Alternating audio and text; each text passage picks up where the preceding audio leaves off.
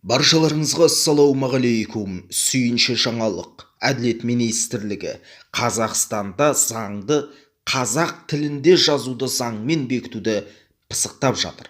Ведомствоның бүгін таратқан ақпаратына қарағанда 27 мамырдан кейін Әділет министрі Азамат Есқараев үкімет жанындағы мемлекеттік тіл саясатын іске асыру жөніндегі комиссияның отырысында мемлекеттік тілде заң әзірлеу мәселесі туралы тақырып бойынша баяндама жасаған.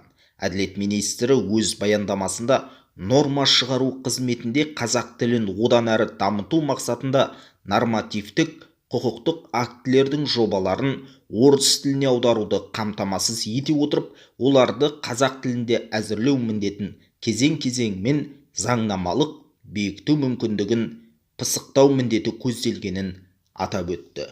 Демек, Қазақстанда заңды бұрынғыдай орыс тілінде жазып, оны қазақшаға аудармай, енді тұтас қазақ тілінде заң жобасы бірден жасалатын жағдайға жеттік.